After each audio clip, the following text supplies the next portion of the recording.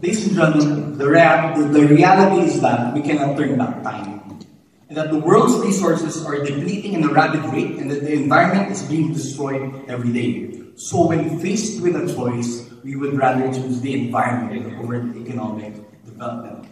But you know what? We tell you that it's a false choice to have economic development versus environmental sustainability. We think that you can possibly put environment sustainability first, but at the same time create a business model out of it, and that's what we'll discuss later. So the clash is that it's everyone's responsibility to protect the environment, that we must prioritize it now. We would then argue later why preservation of the environment is in fact a good business model to begin with. This means that people will still get fed, people will still have jobs. The urgency is that, and this is the reality, melting ice caps which endangers the country of, let's say, Maldives. We have a JCI chapter there.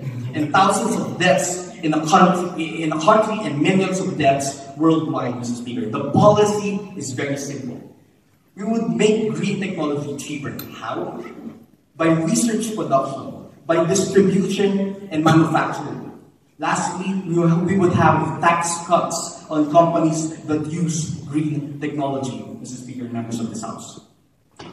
Dino will talk about the principled argumentation that humanity has the moral duty to protect the environment. And he will also talk about the effectiveness of the policy. And lastly, sustainable development. George will talk about the preservation of the environment and why this is a good business model. Therefore, we say that we're very, very proud to host. Thank you.